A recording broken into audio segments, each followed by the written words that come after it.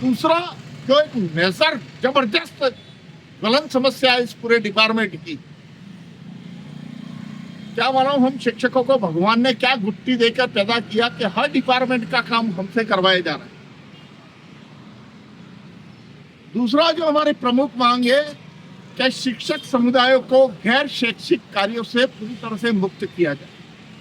हमने एसटीसी किया है, हमने बीएड किया है, हमने ANM, GNM, BSc nursing, MBBS ऐसा कोई कोर्स नहीं किया है। अरे भाई क्यों हम उन नन्हे मुन्ने बच्चों को हमारे हाथ से गोलियां खिलवा रहे हो? ये इलाका कैसा है? किसी बच्चे के साथ कुछ कैजुअलिटी हो गई, कौन जिम्मेदार है?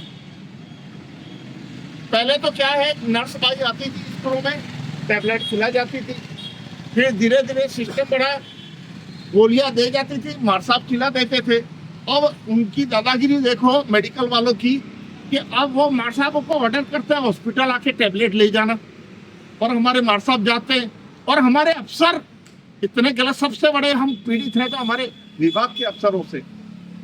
उन्होंने लाल, पीली, नीली, हरी को क्या किया, पोर्टल पे चढ़ा दिया। इसको ऑथेंटिक, जब शाला दर्पण पोर्टल पे चढ़ गया यानी कि ये हमारे डेली रूटीन का एक हिस्सा हो गया। हमारे अफसरों को जरूरत नहीं थी इसको शाला दर्पण पे, पोर्टल पे चढ़ाने की। अब जब वो काम करने के लिए तैयार है तो मेडिकल वाले तो करवाएंगे। यही हाल है फॉरेस्ट वालों का। जब नर्सरी लगाने का, बागवानी करने का, वृक्षारोपण करने का काम फॉरेस्ट डिपार्टमेंट का है, तो ये हमसे क्यों करवाया जा रहा है? और हर अध्यापक, हर शिक्षक, हर विद्यालय, आप उसको टारगेट दो चाहे मत दो, हर साल वृक्षारोपण अपने स्तर पे। जब आप अभियान नहीं चलाते थे तब भी हमारे स्कूलों में वृक्ष थे, प्लांटेशन थे, हर साल होते थे, और आज अभियान दे रहे हो तब भी है। लेकिन अभियान में व्यवहारिक टारगेट दे तो बात समझ में आती है। मदन दिलावर जी आदरणीय हमारे शिक्षा मंत्री कहते हैं प्रति बच्चा 10 पौधे। अब प्रति बच्चा 10 पौधे यानी मेरे स्कूल में 100 बच्चे, तो 10 × 100 बराबर 1000। और ये कलेक्टर साहब कहते हैं सोमवार नहीं, मंगलवार को उन्होंने ऑर्डर निकाला कि गुरुवार तक काम कंप्लीट होना चाहिए। मेरा इस कलेक्टर साहब पर चैलेंज है कि भाई 1000 खड्डे बिना पैसे, बिना बजट के, बिना संसाधन के, आप एक गुरुवार नहीं 4 गुरुवार दिए आपको, आप खोद के बताओ 1000 खड्डे तो मान जाएंगे आप। एयर कंडीशन कमरे में बैठने, मस्ती से ऑर्डर पे ऑर्डर जारी करने, आओ मैदान में प्रैक्टिकल। किसी एक स्कूल में जाके पता लगाओ कि 1000 खड्डे खोदने के लिए कितनी जमीन चाहिए, कितना टाइम लगता है। ऐसे ही बैठे बैठे लफ्सियां क्या खाली है। ऊपर से जियोटेक। अब जियोटेक क्यों करवाते हैं? ये एयर कंडीशन कमरे में बैठ के कंप्यूटर पे देख सके कि कितने, उनको करना कुछ नहीं है, बस ये कि जियोटेक इसलिए कि हम यहाँ बैठे बैठे आराम से ठंडक में देख सके कि कितना प्लांटेशन हुआ है। तुम्हारे इस तरीके से अव्यवहारिक आदेशों से ना तो टीचर घबराने वाला है, और नहीं हमारे से जो होगा वो हम करेंगे। करते आए हैं, आप नहीं कहते थे तब भी करते थे, लेकिन ऐसे बेवकूफाना या कहें कि अव्यवहारिक आदेश बिल्कुल टीचर्स को परेशान। ऐसे छोटे बड़े कम से कम 30 से 40 ऐसे काम हैं जो शिक्षक से करवाए जाते हैं अनधिकृत रूप से, अव्यवहारिक, अन्याय के रूप से, जो हमारे जॉब चार्ट में नहीं है। हमने एसटीसी किया, बीएड किया पढ़ाने के लिए, हमारा मेन जॉब चार्ट है पढ़ाना, और जो हमारा मुख्य काम है जिसके लिए हमको सैलरी दी जाती है वो हम 1% भी नहीं कर पाते। इससे बड़ा दुर्भाग्य हमारा क्या हो सकता है कि हमारा स्कूल खुलता है सुबह 7:30 बजे, तब 1 या 2 टीचर तो वो कंप्यूटर का बटन ऑन करते हैं, और 1 बजे बाद जब छुट्टी होती है उसके बाद तक जारी रहता है। वो घर कब जाएंगे कुछ पता नहीं चलता। ये कलेक्टर साहब हैं, उनके ऑफिस हैं, उनका ऑफिस 10 बजे खुलता है, हमारा स्कूल 7:30 बजे खुलता है। हम 7:30 बजे स्कूल पहुंचने के लिए घर से 6:30 या 7 बजे निकलते हैं, 7:45 बजे निकलते हैं। कोई मेरे भाई दूर की है तो 5 बजे निकलता होगा। और ये लाड साहब के लवंडर आते हैं, 10 बजे का ऑफिस है तो 11 बजे आते ही गप्पे मारना, मूड फ्रेश करना, चाय पीना, और उसके बाद कंप्यूटर खोलते हैं।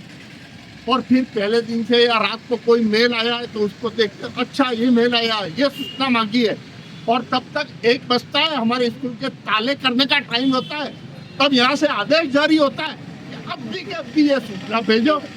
इस तरीके यार, हम भी इंसान हैं, हमारे भी दो हाथ हैं, दो पैर हैं, एक पेट है, हमारी भी बीवी है, हमारा बच्चा है, हमारा घर है। 1 बजे छुट्टी होती है, घर पहुंचते पहुंचते 2 होंगे, हमारे भी तो खाना चाहिए कि नहीं चाहिए।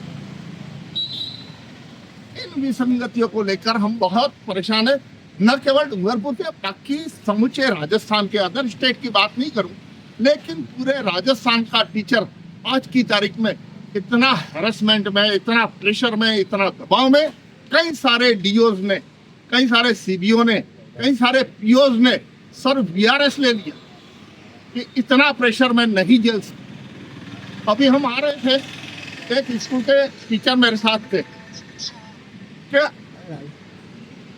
हमारे पीओ साहब मतलब क्या कहें उस स्थिति को, रात को 1:30 बजे जाग जाते हैं, 2 बजे जाग जाते हैं, और तब उस समय ग्रुप में सूचना लिखते हैं, ऐसा करना है वैसा। अरे भाई सो जा यार, नहीं।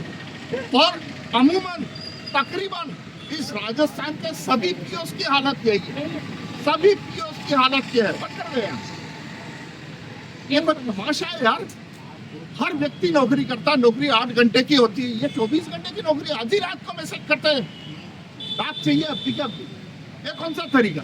और जिसका शिक्षा से कोई लेना देना नहीं, उस बच्चे से कोई लेना देना नहीं। अभी थोड़े दिन पहले हमारे पीओ साहब ने पूरे नोडल की मीटिंग ली तो वो तैयार करके आया रजिस्टर इतना बड़ा, और 42 बिंदुओं पे उन्होंने बात की, 2 घंटे का भाषण दिया, और भाषण देने के बाद उन्होंने कहा सुभाष जी आप कुछ बोलो। अब सुभाष जी तो पापड़ की रोटी में पत्थर डालने वाले। मैंने कहा सर 42 बिंदु पे आपने 2 घंटे खाए हमारे, इसमें बच्चा कहाँ है, इस 42 बिंदु में पढ़ाई कहाँ है, यहाँ 42 बिंदुओं में होमवर्क कहाँ है, ये तो बताओ कि कुछ, क्या नहीं, उससे कोई लेना देना नहीं, तो फिर किससे लेना देना। हमारा जॉब चार्ट असली तो वो है, हमारा जो सैलरी मिलती है उसका मूल काम वो है, और तुम कह रहे हो उससे लेना देना नहीं, क्या मतलब है। आज ईमानदारी की बात करूं, आप सब अपने आत्मा से दिल पे हाथ रखते कहना, आपके खुद का बच्चा, आपके यार दोस्त का बच्चा, आपके निकटतम रिश्तेदार के बच्चा आपके पास आता है कि आपकी स्कूल में ये बच्चा भर्ती करना है, हम खुद आगे होकर मना करते हैं, ए भाई तेरे बच्चे को पढ़ाना है तो यहाँ से ले जा। सरकार ने ये दुर्गति कर दी है हमारी, सरकार ने ये दुर्गति कर दी है हमारी। सरकार नहीं चाहती कि गरीब का बच्चा सरकारी स्कूल में अच्छी पढ़ाई करे, सरकार नहीं चाहती कि गरीब भी थोड़ा बहुत नौकरी पेशा बने और अपने घर की माली हालत को सुधारे, और सरकार की इस मंशा में बराबर के भागीदार हो रहे हमारे विभाग के अधिकारी। बिल्कुल उनका पूरा रोल है सरकार के सपोर्ट में कि ये जो शिक्षा पद्धति है, सरकारी सिस्टम है, वो पूरी तरह से बंद होना चाहिए, और ये शिक्षा का प्राइवेटाइजेशन हो, निजीकरण हो जाए, और जो करोड़पति है वो अरबपति बने, अरबपति है वो खरबपति बने, और गरीबतर होता जाए, गरीब का बच्चा अनपढ़ रहे, महंगा बताता रहे, लूटत करता रहे, और हम उनको लूटते रहे। ये सरकार की मंशा है, और सरकार के साथ साथ शिक्षा विभाग के आला अफसरों की भी मंशा है वो। लेकिन दुर्भाग्य इस देश का, टीचर